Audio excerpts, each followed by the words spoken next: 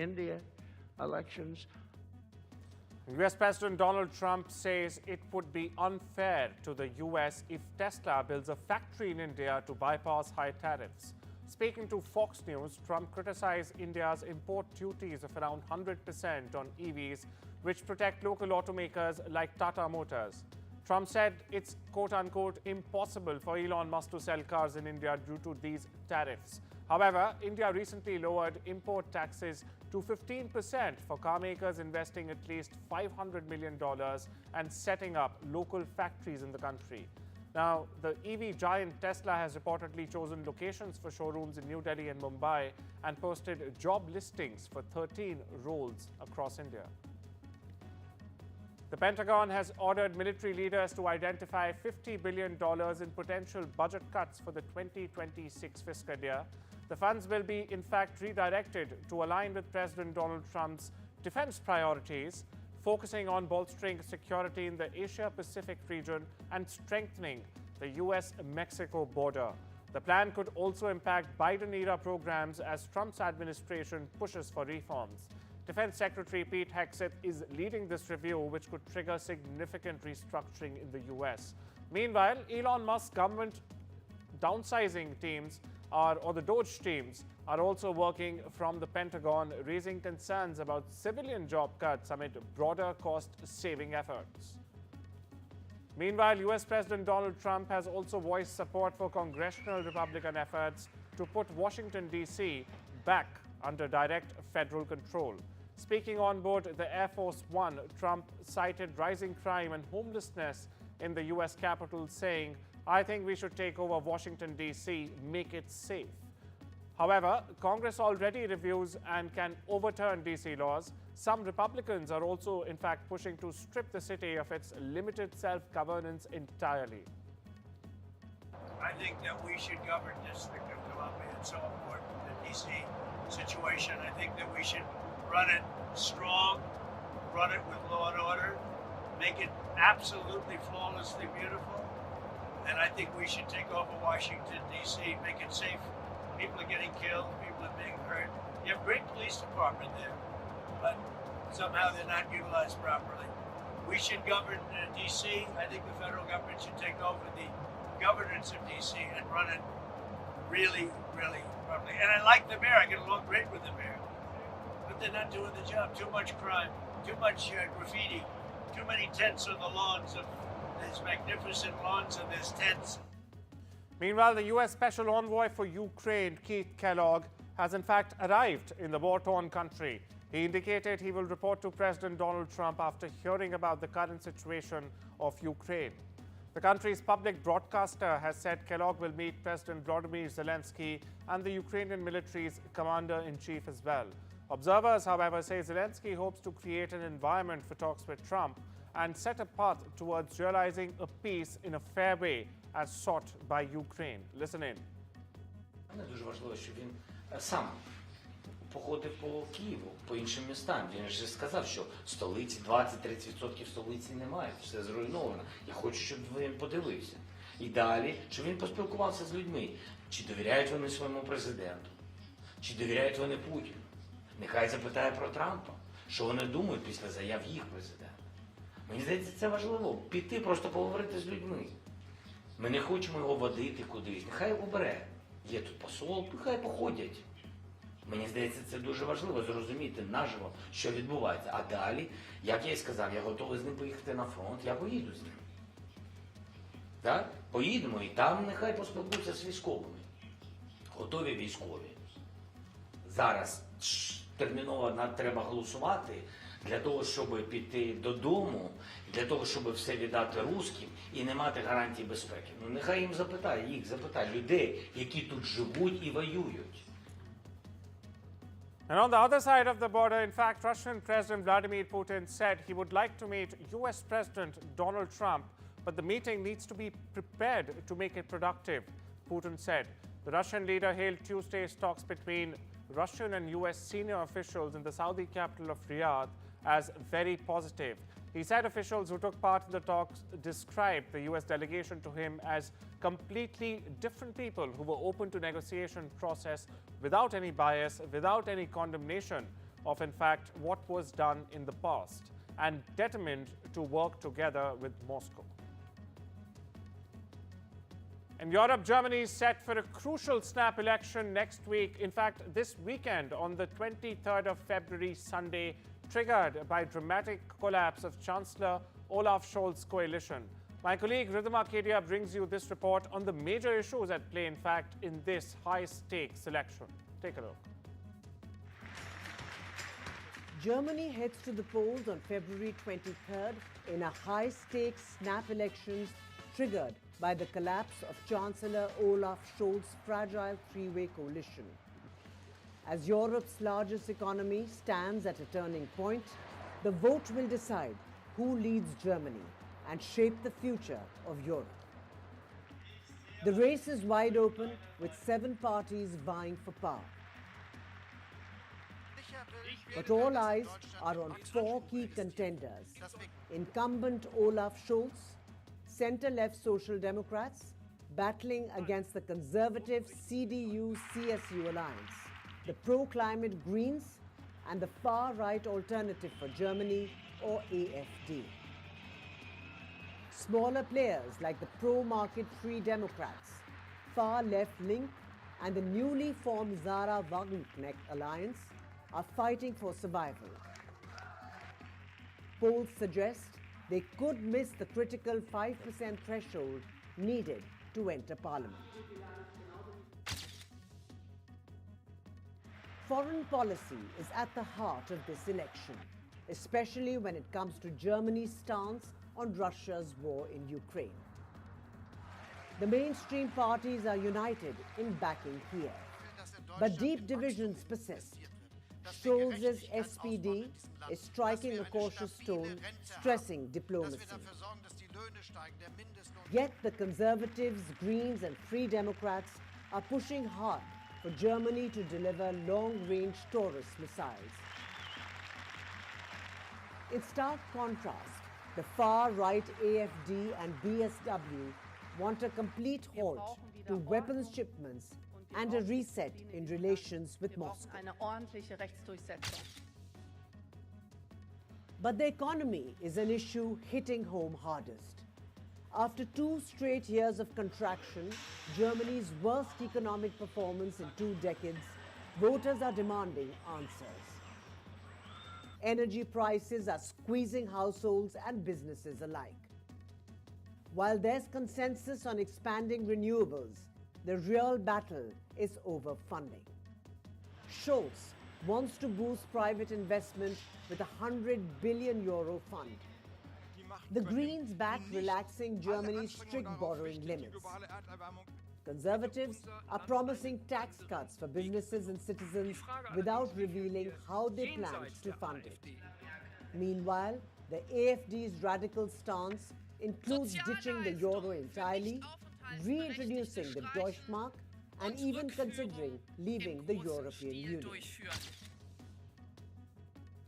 Migration and security are flashpoints. A spate of violent attacks involving foreign suspects has stoked public fears. The Conservatives demand tighter asylum rules and curbs on family reunifications. The AfD goes further, calling for border closures and mass deportations. Even Scholz's SPD has shifted rightwards, tightening border checks and speeding up deportations.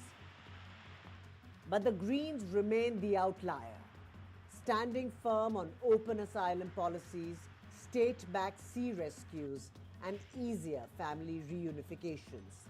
With the far-right AfD gaining ground and traditional powerhouses losing support, this snap election could redefine Europe's largest democracy. The big question: who will lead Germany into an uncertain future? With Rhythm Arcadia, Bureau Report, NDTV World. And Pope Francis, who's currently battling double pneumonia, has shown slight improvement, according to the Vatican. The 88-year-old pontiff remains in stable condition at Rome's Gemelli Hospital, where he was admitted last week after facing breathing difficulties. blood tests have revealed some improvement, especially in inflammatory markers. However, the Pope is still dealing with a complex situation involving a polymicrobial infection requiring an extended hospital stay. Public events remained cancelled through Sunday. Meanwhile, Italian PM Giorgia Meloni, who visited the Pope, in fact, said he was alert and even shared some jokes. Over in Argentina, protesters, including pensioners, unions and opposition supporters, clashed with police near the country's Congress. They're demanding higher pensions and rejecting President Javier Milei's harsh austerity measures. Now, Milei's cost-cutting policies like slashing subsidies, freezing wages and even halting public works projects have sparked weekly protests in the country. The unrest intensified after Milei endorsed a cryptocurrency named Libra on social media, which later crashed, costing investors millions of dollars together. The coin, linked to a suspicious website it's been found, has been branded a scam by critics. Milei, known for his libertarian slogans, now faces growing backlash over both economic hardship and the crypto controversy. US President Trump's administration is designating 8 cartels and criminal gangs in Latin America as foreign terrorist organizations. Now, the notice lists some of the most powerful cartels in Mexico, including the Sinaloa cartel and the Jasilco New Generation cartel. Take a look at this report. The notice lists some of the most powerful cartels in Mexico, including the Sinaloa cartel and the Jalisco New Generation cartel.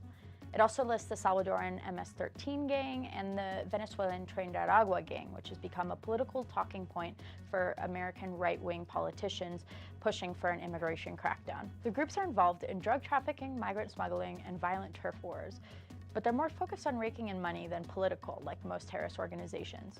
U.S. Secretary of State Marco Rubio says the groups pose a risk to U.S. national security, foreign policy, and economic interests. It's still unclear how the Trump administration will use the designation to pursue the groups.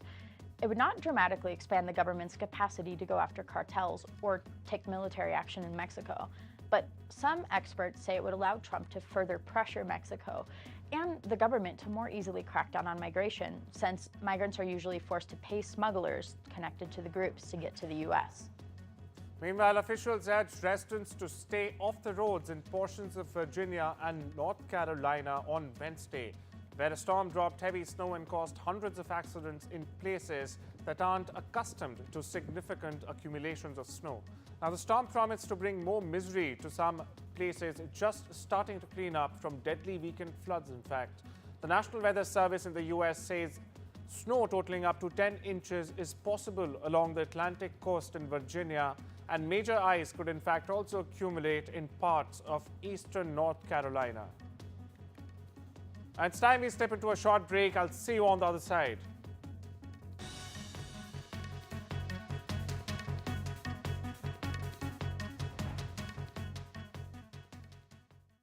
Sitting quietly while your car is made all shiny. Downtime can be just fine too. Ready meal is piping hot. Waterproof on the loo. Just enjoy your back tattoo. Tea break, face break, maybe even watch the ad break. Sometimes it's not time for some tombola, right? It's enjoying lasagna time, chilling with a book time, or time to visit your nan time. Put the phone down. From interesting tech startups to industry-leading companies, politics, sports, culture, curry, cricket. Oh, there's so much to talk about. Like me, if you too thrive on interesting conversations, this is a show you cannot miss. Watch this space to know more about all matters and all people that make Britain what it is today. Out of Britain, with me, Radhika Iyer.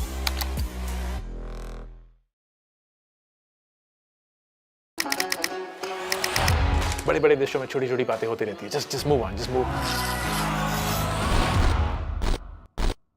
Rapid fire questions that my team has given, and they're also in the same age group, of almost in that same age group that you cater to the most, and they have said that Ankur must reply in one quick line. Okay, I'll try my best. Which is entrepreneurship or mentorship? Oh, entrepreneurship, any day.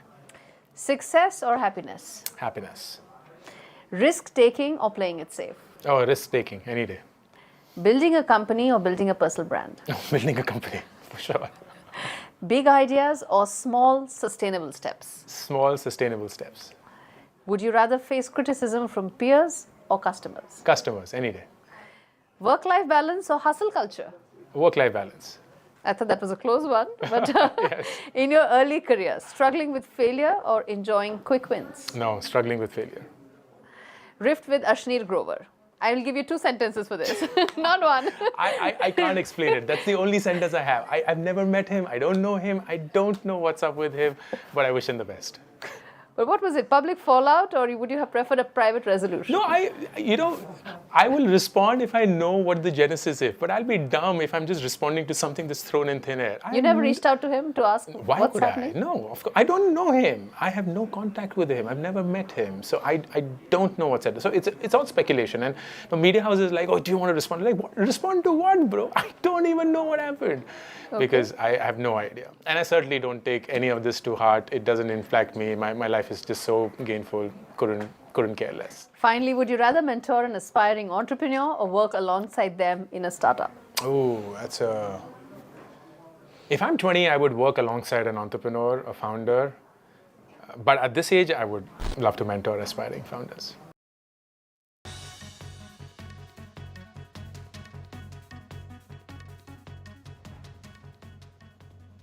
Welcome back. You're watching The World Report on NDTV. Now, President Donald Trump has expressed frustration with Boeing over delays in delivering 2 new Air Force One aircraft. Speaking about the Air Force One, Trump said, "I'm not happy with Boeing," adding that his administration may even explore alternative options. The aircraft deliveries are running at least 3 years behind schedule under a fixed-price contract. While Trump dismissed Airbus as an alternative, the White House's criticism highlights growing pressure on Boeing to meet its commitments. Dixon Technologies India, the assembler of Google Pixel smartphones, is on track to more than double its revenue this fiscal year. The growth comes as India's electronics manufacturing sector expands, driven by global tech giants like Google and Apple shifting supply chains away from China. Dixon reported revenue of rupees 177.13 billion for the 2024 financial year, a 45% rise in fact from the previous year. The Noida-based company also assembles smartphones for Xiaomi and Oppo and has even expanded into component manufacturing, with India offering billions in incentives. The country's electronics sector is projected to in fact grow from rupees 1.46 trillion in 2022 to rupees 6 trillion by 2027. Meanwhile, the Bank of Japan is expected to raise interest rates once more this year, likely in the third quarter, that is, to 0.75%. A Reuters poll shows most economists predicting the hike as wage growth remains strong. The country continues to push for higher rates, standing apart from other major economies that are in fact easing rates on the other hand due to global concerns, including potential impacts from US President Donald Trump's tariff policies. And oil prices slipped after an industry report shows a rise in US crude inventories. Brent crude dropped 22% to $75.82 a barrel, while the US West Texas Intermediate fell 30 cents to $71.95 a barrel. Despite nearing a one-week high, concerns over US tariffs and supply chain disruptions in Russia continue to impact market sentiment. US President Donald Trump revealed that his administration is in fact in discussions with China over the future of TikTok. Speaking to reporters aboard the Air Force One, Trump did not elaborate on details but indicated ongoing negotiations as the US seeks a potential sale. Yes, it's seeking a potential sale of the popular video sharing app. Now, the move comes amid broader concerns over data security and even foreign ownership of tech platforms operating in the United States. Apple has introduced its first custom-designed modem chip, reducing reliance on Qualcomm. The C1, as they're calling it, modem will feature in Apple's newly launched iPhone 16e, priced at $599. The chip is part of the company's strategy to incorporate more in-house components across its product lineup. promising improved battery life and even performance. Now, Qualcomm now expects its share of Apple modem chips to drop significantly by 2026. Japanese automaker Suzuki Motor is in fact betting big on India as it targets a 33% jump in global sales by 2030. The company aims to sell 4.2 million vehicles worldwide, with India accounting for 60% of those sales. To fuel this growth, the company plans to invest 2 trillion yen or $13 billion, with the majority going, of course, to India. The company also aims for a 10% operating profit margin and nearly 50% revenue jump to 8 trillion yen by the end of the decade. Meta-owned WhatsApp has surpassed 46.8 million monthly active users in the EU, crossing the threshold to be classified as a very large online platform under the EU's Digital Services Act. In fact, the designation means WhatsApp must now comply with stricter regulations, including tackling illegal content and addressing system risks.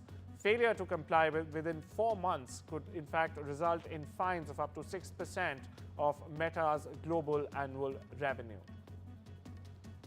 Top seed Alexander Zverev batted past Kazakhstan's Alexander Shevchenko to secure a spot in the Rio Open quarterfinals. Now, Zverev edged Shevchenko in 2 tough tie-breaks, winning 7-6, 7-6. He will face Argentina's Francesco Comasena in the last 8.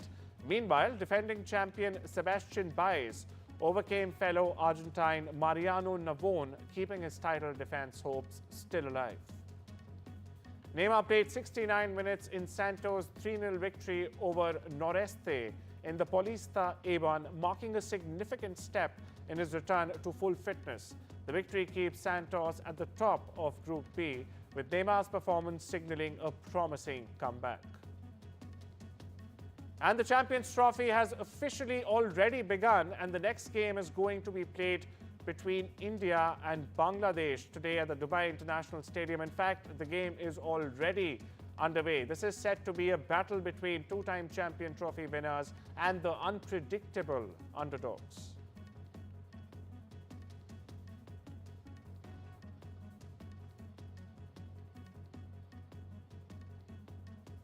Grammy, Emmy and Tony Award-winning star Cynthia Erivo will be hosting the 2025 Tony Awards. Erivo, widely recognized for her role in Wicked, will take center stage at New York's iconic Radio City Music Hall on the 8th of June this year. The ceremony will air live on CBS and stream on Paramount+. With a string of accolades, including a Golden Globe and 3 Oscar nominations, Erivo adds another milestone to her career. Now, the event, presented by the Broadway League and the American Theatre Wing, celebrates the best of American theatre.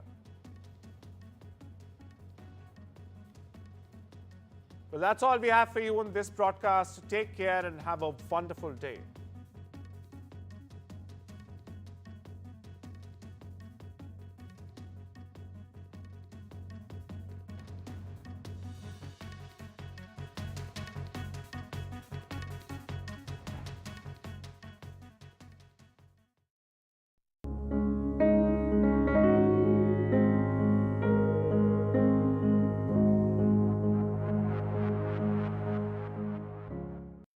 From tech titan to global philanthropist, Bill Gates has had a huge impact on the lives of millions across the world. As the co-founder of Microsoft, he's in a sense defined what personal computing has been for all of us. The vision that he had of the personal computer way back in the 70s and its evolution and the transformation of Microsoft has been fundamental in terms of tech, in terms of IT, in terms of the entire sector. And it's time now for Mr. Gates to pen his thoughts down, which is why he's come out with this. This is the first of 3 books. It's called Source Code, My Beginnings, and it's my great privilege to be over here in Palm Springs, in California, to speak about this. Thank you, and I'm delighted to be over here, fly all the way across the world, and I've had a chance to really go through this book. It's very, very interesting. Thank you. One of the primary themes which I found throughout the book has to do with your own intensity. The fact that you've always been driven. I mean, we know that as a fact, but we perhaps didn't know about the extent to which you were focused. And you write, for example, and I quote, "Like one of those watertight hatches on a submarine, I could shut out the rest of the world. Driven by the sense of responsibility I felt for Microsoft, I had closed the hatch door and locked the wheel. No girlfriend, no hobbies.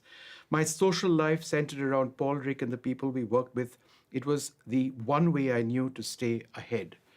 Could you tell us about how your focus ultimately resulted in you being the Bill Gates we know today? Well, part of my makeup, even from a young age, was that if something was fascinated, I could really dig in on it. So, you know, learning to play cards with my grandmother, having books read to me, reading books, and mathematics early on fascinated me, and so I went into depth. But then I took that to a new level when I started Microsoft, because I knew, you know, there'd be other people trying to do software, and I decided, no, I'm going to make sure we stay ahead. I was always kind of worried somebody else would do well, and so during my 20s, I was really monomaniacal, not only using that ability to focus, but kind of making sure that software was the only thing that I focused on.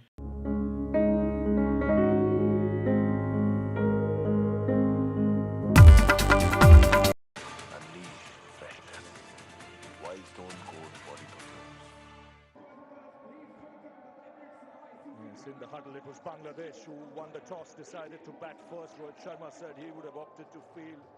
Looks a good batting surface. Not much dew expected later.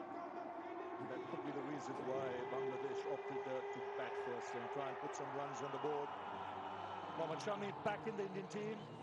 Forwarded this particular order where it ruled that High Court judges also fall action of the Lokpal Act.